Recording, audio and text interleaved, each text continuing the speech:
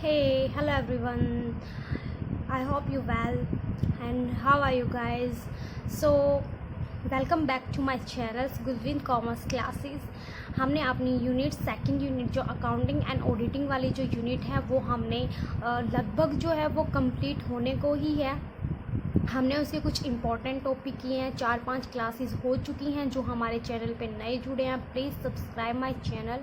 And press bell icon ताकि आपको आने वाली सभी वीडियोस के बारे में इंफॉर्मेशन मिल सके और आपकी कोई भी क्लास कोई भी टॉपिक्स ना छूटे। सभी क्लासेस फ्री हैं, कोई पेड क्लासेस नहीं है, किसी भी टाइम कोई लाइव क्लासेस नहीं है, किसी भी टाइम आप क्लासेस देख सकते हैं। अगर आपको नोट्स अच्छे लगे हैं, आपको नोट्स चाहिए हैं तो आप वो भी बता सकते हैं। And please subscribe my channel and keep supporting my channel. So let's start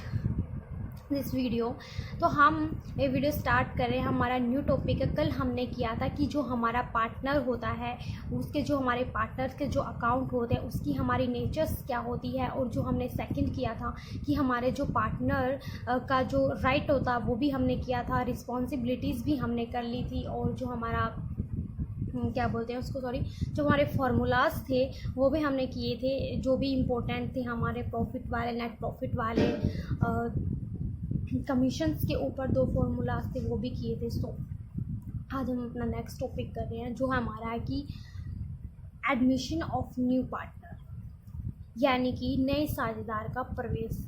जो हमारे इम्पोर्टेंट टॉपिक हैं जो हमने फर्स्ट वीडियो में बताए थे हम सिर्फ पहले वही कर रहे हैं, उसके बाद भी जितना भी बचा हुआ है वो मैं बाद में करवा दूंगी आप लोगों को। सो हमने जो किया था कि इसमें क्या इम्पोर्टेंट बस यही है कि हमारी पार्टनर क्या होते हैं, पार्टनरशिप कैसे होती है, admission of new partner, death retirement of partner, ये सब चीज़ें हैं, डिजाइलेशन ऑफ पार्टनर, और तो ये सब चीज़ें हैं। सो हमने पार्टनरशिप के बारे में पढ़ लिया था, उसकी इम्पोर्टेंस के बारे में पढ़ लिया था, हमने सब कुछ किया था पिछली वीडियो में। अगर आप नए हैं तो आप हमारे पहले पिछली वीडियो देख लीजिए, तभी आपको ये वीडियो समझ आएगी। सो आज हम स्टार्ट कर रहे हैं अपनी नेक्स्ट वीडियो। सो इसमें है फर्स्ट ऑफ ऑल कि ना हमारे जो पार्टनर है, जब वो नया पार्टनर होता है, जब हमारे बिजनेस में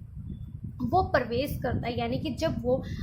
एडमिशन लेता है तब क्या होता है, यानी कि एक जो नया साझेदार की जो हमारी वर्तमान साझेदारी में कुछ विशेषताओं या योग्यताओं के आधार पर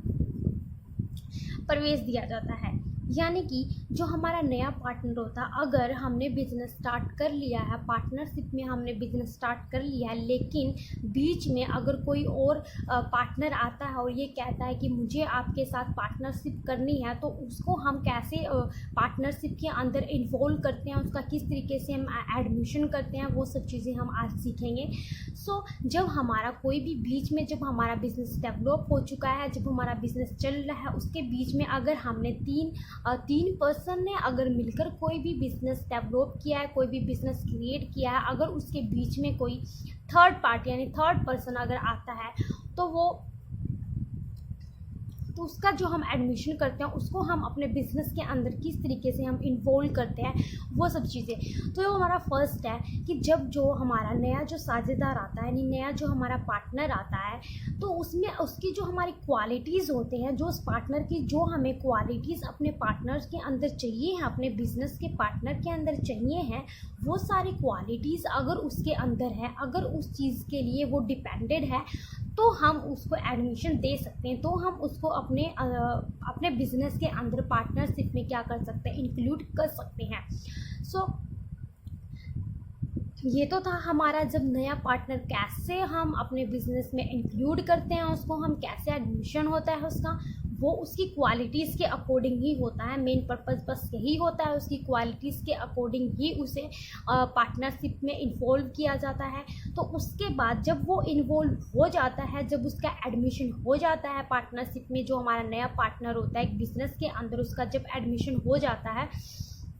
तो उसके बाद उसे क्या क्या राइट मिलते हैं, उसके क्या क्या अधिकार होते हैं। अब सपोज कीजिए अगर आपने कोई बिज़नेस डेवलप किया, अगर आपका कोई बिज़नेस है और मैं अगर उस आपके बिज़नेस में अगर पार्टनरशिप करना चाहती हूँ, आपके साथ पार्टनरशिप करना चाहती हूँ, तो मुझे क्या क्या राइट्स मिलेंगे, क्या क्या मेरे अधिकार होंगे, क्या क्या चीज़ मैं कर सकती हूँ।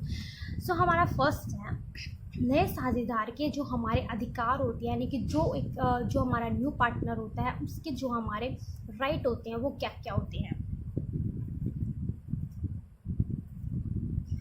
सो फर्स्ट हमारा पॉइंट है फर्म की संपत्ति पर हिस्सा, यानी कि जो हमारे बिजनेस की एसेट्स होती हैं उन पर उसका एक हिस्सा होता है, उसका एक अलग से पार्ट मिलता है। जैसे हमारे और पार्टनर के एसेट्स एंड लायबिलिटीज़ पर उनके हिस्से हैं, उनके पार्ट हैं, उसी तरीके से जो हमारा न्यू पार्टनर आता है उसको भी एसेट्स के ऊपर क्या होता है, उसका अलग से पार्ट होता है, उसका हिस्सा होता है। एंड सेकेंड जो हमारा होता है फर्म के भविष्य के लाभ के वितरण में सहभागी बनाना, यानी कि जो हमारे फ्यूचर में हमारे जितने भी प्रॉफिट होंगे वो और उसकी अप्रोप्रिएशन के लिए भी वो क्या होगा, सहभागी होगा, यानी कि उसका साथ होगा, वो पार्टनरशिप में होगा। ठीक है, तो इन अधिकारों के आधार पर नए साझेदार की दो प्रमुख भुगतानों का दायित्व भी आता है। यानी कि दायित्व कैसे, जब हमारा एक पार्टनर होता है वो हमारा एडमिशन लेता है किसी भी चीज़ में, उसके कुछ राइट होते हैं ना, कि उसके राइट होते हैं जिस तरीके से हमारे जो और पार्टनर होते हैं जो उनका अलग पार्टनरों का जो हमारा हिस्सा होता है, जो उनका पार्ट होता है, तो सेम बिल्कुल एज इट इज़। तो मतलब उस चीज़ को क्या करते हैं, सेम टू सेम उसको भी तो वैसे ही करते हैं ना, उसको भी तो हम वही राइट देंगे। ये तो नहीं है कि हमारे जो राइट हैं, हमने जो और पार्टनर को हमने राइट दिए हैं हम उसको वो राइट नहीं देंगे, नहीं, उसका भी उतना ही बराबर का राइट यानी उसका अधिकार होता है कि जितने राइट्स हमें और पार्टनर को, एक को, दो को मिले हुए हैं वो उसको भी मिले। एंड जो हमारा मेन बेसिकली जो इसकी चीज़ है वो बस यही है, इसमें जो है कि इनको जब कोई भी जो नया पार्टनर किसी भी बिजनेस में आता है तो उसे जो वैधानिक रूप से क्या होते हैं, दो अधिकार मिले हुए होते हैं, यानी कि उसके दो भुगतान होते हैं, दो उसके क्या होते हैं, दायित्व होते हैं। वो दायित्व उसके कैसे होते हैं, फर्स्ट जो होता है हमारा एक तो पूंजी का भुगतान और दूसरा हमारा होता है ख्याति का भुगतान।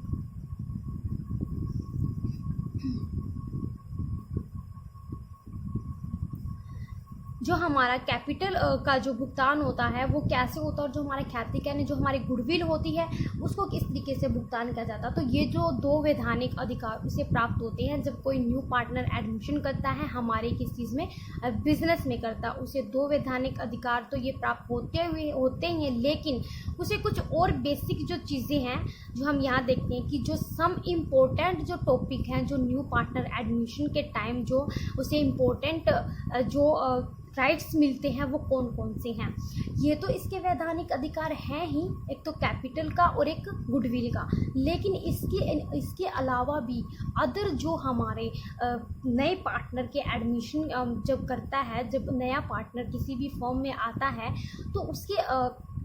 कुछ लाइबिलिटीज़ होती हैं, उसके कुछ दायित्व होते हैं, वो भी हम एक बार देख लेते हैं। आपको ये चीज़ें समझ आ गई होंगी। पार्टनर कैसे आता है, एक नया पार्टनर जब आता है तो क्या होता है, वो किस तरीके से आता है, किस बेसिस पे उसका एडमिशन एक बिज़नेस के अंदर होता है, किस तरीके से वो एक बिज़नेस के अंदर पार्टनरशिप में आ सकता है, उसको क्या क्या राइट्स मिलते हैं, और राइट्स मिलने के बाद उसको क्या क्या से वैधानिक यानी उसके रूल्स यानी कि कौन से उसे प्रावधान यानी कौन कौन से उसे राइट्स प्राप्त होते हैं, कौन से उसे वैधानिक प्रावधान प्राप्त होते हैं, वो सब कुछ। और जो थर्ड होता है हमारा कुछ इम्पोर्टेंट चीज़ होती हैं वो, तो हम एक बार इम्पोर्टेंट देख लेते हैं। ये हमने कल वाली वीडियो में किया था। ये अगर आपको इसमें से कोई भी चीज़ अगर समझ नहीं आई है फॉर्मूलाज के अंदर तो आप पूछ सकते हैं। सो हमारे ये थे पार्टनरशिप कैसे होती है, पार्टनरशिप कब आता है, क्यों आता है, और किस बेसिस पे हमारी उन चीज़ों के साथ किस बेसिस पे हम उसका इंट्रोडक्शन लेते हैं, किस बेसिस पे हमें। अब एक चीज़ सोचिए, आप जब कभी भी आप इंटरव्यू में जाते हो, किसी भी चीज़ का आप इंटरव्यू दे रहे हो, तो आपकी क्वालिटीज़ के अकॉर्डिंग ही तो आप इंटरव्यू तक सक्षम होते हैं ना, आप उस चीज़ तक पहुंचते हैं ना। तो जब आपकी प्रमोशन होनी होती है, अगर आप कोई बिजनेस में हो, कोई पार्टनरशिप है या फिर कोई बिजनेस में आप वैसे वर्क कर रहे हो, एज ए मैनेजर की पोस्ट पे हो, तो अगर उस मैनेजर की पोस्ट से अगर आपको डीएम बनना है, आपको एमडी बनना है, तो उस चीज़ के लिए आपकी क्वालिटीज़ भी तो देखी जाएगी ना, आपके रिकॉर्ड्स भी तो तैयार देखे जाएंगे ना कि भी पिछले जो उसने जॉब की है उसमें उसके रिकॉर्ड कैसे हैं, ये इस लायक, इस जॉब के लायक या इस काम के लायक है भी या नहीं है। कई बार आपने देखा होगा कुछ एम्प्लॉयज़ ऐसे होते हैं जो मतलब बहुत ज़्यादा काम भी करते हैं, उनके ऊपर ट्रस्ट भी होता है हर तरीके से कि ये हर चीज़ को हैंडल कर सकते हैं, उनको दो दो प्रिस्पेक्शन दे देते हैं, उनको दो दो चीज़ें दे देते हैं, दो दो चार्जेस दे देते हैं कि एक जहाँ का डिस्ट्रिक्ट का वो कर रहा है एक अदर डिस्ट्रिक्ट का भी दे देते हैं। वो क्यों देते हैं? क्योंकि उसकी क्वालिटीज़ है ना ऐसी, उसने ऐसे रिकॉर्ड बना रखा है ना, उसने अपनी बेसिक चीज़ें, अपनी बेसिक स्टेटमेंट या फिर अपना ऐसा रुतबा बना रखा ना कि वो अगर कोई भी काम करे, अगर वो ना हो तो उसकी कमी महसूस हो, कि ये लगे कि काश अगर वो होता तो शायद ये सारे काम हो जाते, ये काम हो जाते, वो ये काम कर सकता है। यानी कि जब इतने सारे पर्सन्स में से अगर किसी एक पर्सन की तरफ इशारा किया जाता तो उसके अंदर कुछ तो क्वालिटी होगी, तभी तो उसको कहा जा रहा है ना। तो कुछ एम्प्लॉयज़ ऐसे होते हैं जो रिटायर हो जाते हैं, उसके बाद भी वो बिज़नेस के साथ अटैच्ड होते हैं, ज्वाइन होते हैं। क्यों होते हैं? क्योंकि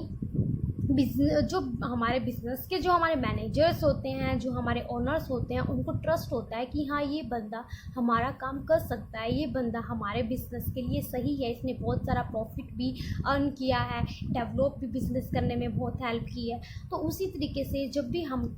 भी हमारा, या फिर आप उस एग्ज़ाम्पल को छोड़ दीजिए, आप एक एग्ज़ाम्पल और ले लीजिए। कई बार क्या होता है कॉलेजेस एंड स्कूल्स में जब एडमिशन होते हैं तो उस टाइम पे क्या होता है, जब सीट फुल हो जाती हैं, लेकिन जो हमारे बड़े स्कूल होते हैं, जो हाई लेवल के स्कूल होते हैं, उसके अंदर वो ज़्यादातर बच्चे जो उसी स्कूल से नर्सरी से पढ़ के आए हुए होते हैं वो उन्हीं को लेना पसंद करते हैं। लेकिन अगर बाहर के कोई बच्चा अगर आता है हमारे स्कूल में एडमिशन के लिए, हम करवाने जाते हैं, तो वो क्या करते हैं, उसके मार्क्स देखते हैं ना, उसके मार्क्स, उसकी क्वालिटीज़ देखते हैं ना, उसका चैप्टर्स देखते हैं ना कि हाँ भाई पिछले स्कूल में इसका रिकॉर्ड अच्छा था और इसकी परसेंटेज भी अच्छी है। अगर उस बच्चे की 90% है तो उसे तो वो ले लेंगे ना कि हाँ ये बच्चा चल सकता है।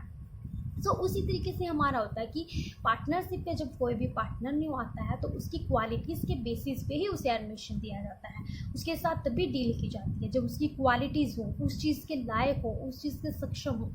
सो ये तो थी हमारी पार्टनरशिप का, जो हमारा कोई पार्टनर जो एडमिशन करता है, यानी कि जो हमारे नया जो साझेदार होता है, जो न्यू पार्टनर होता है, उसका जो एडमिशन होता है फॉर्म में वो, और उसे क्या क्या राइट होते हैं ये भी हमने पढ़ लिया, और उसको कौन कौन से प्रावधान मिलते हैं। दो होते हैं, कैपिटल और गुडविल का जो हमारा भुगतान होता है वो। सो आई होप आपको ये सब टॉपिक अच्छे से कवर हो गए हों, अच्छे से समझ आ गए होंगे। हम बिल्कुल थोड़े थोड़े टॉपिक करेंगे। मैं पहले पूरे दिन में एक वीडियो अपलोड करती थी, मैं कोशिश करूँगी एक सुबह और एक शाम को वीडियो अपलोड करूँ, ताकि जो हमारा सिलेबस है वो जल्दी से कवर भी हो जाए और अच्छे से कवर भी हो जाए। सो मैं एक सुबह भी एक वीडियो अपलोड कर दूँगी और सेकंड जो है मैं वो शाम को कर दूँगी। और उसके बाद जो हमारा फर्स्ट जो हमारी यूनिट है नेट के पेपर की टीचिंग और जो एप्टीट्यूड का, वो हम एक बार स्टार्ट कर लेते हैं साथ के साथ, ताकि एक वीडियो इसकी भी अपलोड होती रहे और साथ के साथ एक वीडियो उसकी भी अपलोड होती रहे, फर्स्ट पेपर की भी और सेकंड पेपर की भी। मैं कॉमर्स सेकंड पेपर का मैं कॉमर्स का ही करवा सकती हूँ, क्योंकि मैंने कॉमर्स ही पढ़ी है, बाकी सब्जेक्ट्स मैंने कभी नहीं पढ़े हैं, तो मुझे उन चीज़ की इतनी ज़्यादा नॉलेज नहीं है। लेकिन मैं कॉमर्स के सभी सब्जेक्ट्स को अच्छे तरीके से एक्सप्लेन कर सकती हूँ, अच्छे तरीके से बता सकती हूँ कि हमारी चीज़ें क्या है। So please subscribe my channels and like my video and share जितना भी हो उसके, and press bell icon। and हम मिलते हैं अपनी नेक्स्ट वीडियो में एक नए टॉपिक के साथ। तब तक के लिए बाय बाय।